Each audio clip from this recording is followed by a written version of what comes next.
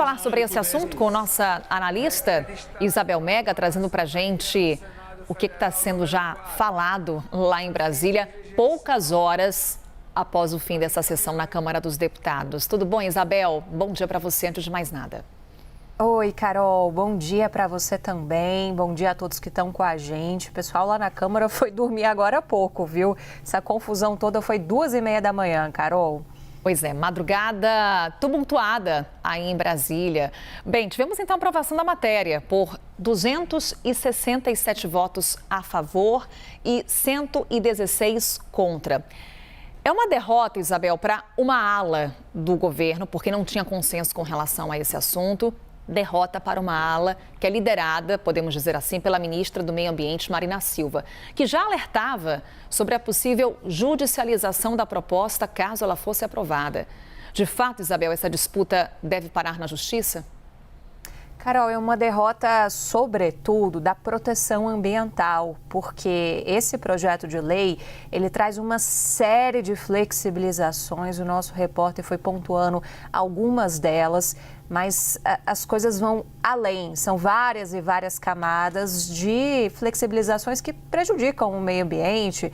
E no ano em que a gente tem o Brasil sediando uma das principais cúpulas que tratam desse assunto, que é a COP. Teremos a COP30 aqui em Belém e justamente ali a região amazônica pode ser uma das mais afetadas a partir dessas licenças especiais todas que são autorizadas por meio desse projeto de lei. É uma discussão que demorou anos para ser tocada em frente no Congresso Nacional, mas que ganhou muitos contornos e propulsores políticos, sobretudo diante de interesses de articuladores-chave do Congresso Nacional, principalmente da região norte do país.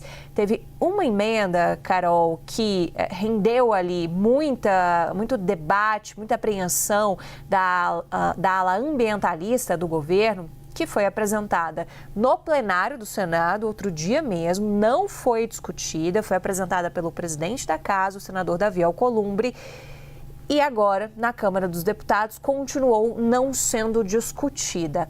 Essa emenda cria um regramento, Carol, que basicamente em um ano você pode aprovar licenças especiais desde que haja um interesse do governo nesse tipo de projeto. Então você vai acelerando todos os projetos.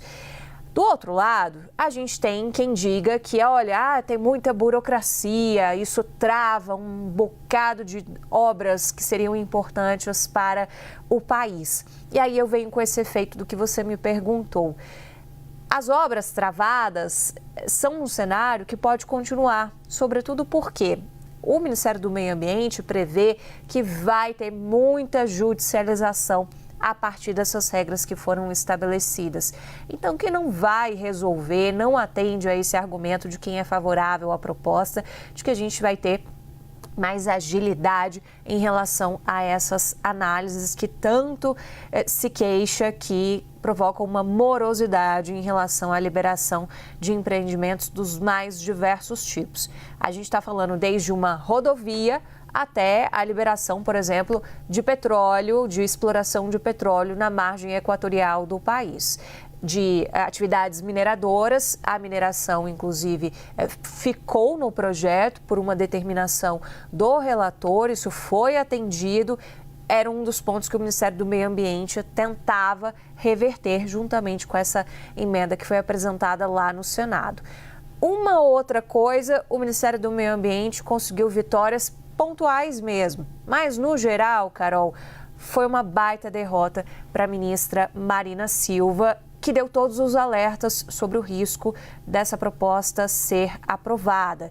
Então, você se apegar a uma questão de que vai trazer mais agilidade, não, porque do outro lado vai vir muita judicialização, uma enxurrada mesmo que é esperada pelo Ministério do Meio Ambiente, por protetores do meio ambiente, por advogados que lidam com esse tema há muito tempo.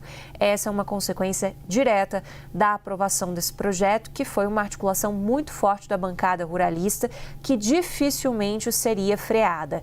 O que ainda se apostava ao longo do dia de ontem, Carol, era que seria talvez possível adiar, para ter mais debate, para tentar mudar uma coisa ou outra, mas nem isso foi possível e a gente vai tratar sobre isso ao longo do jornal, porque o clima do governo com o Congresso azedou muito depois de decisões do Supremo e também do próprio presidente Lula, e aí não teve como. Você trouxe um elemento a mais que era inevitável, o Congresso dar recados também.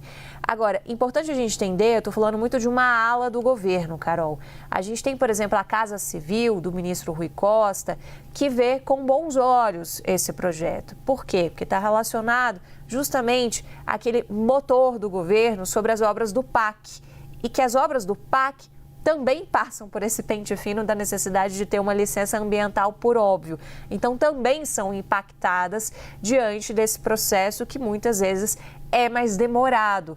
Então, tinha o interesse do ministro, de articuladores do governo, das lideranças ali do governo, de alavancar esse projeto. Por que eu trago isso como última informação antes de te entregar, Carol? Porque isso vai dividir o governo na hora do presidente Lula analisar essa proposta e decidir se vai vetar alguns pontos, se vai sancionar integralmente.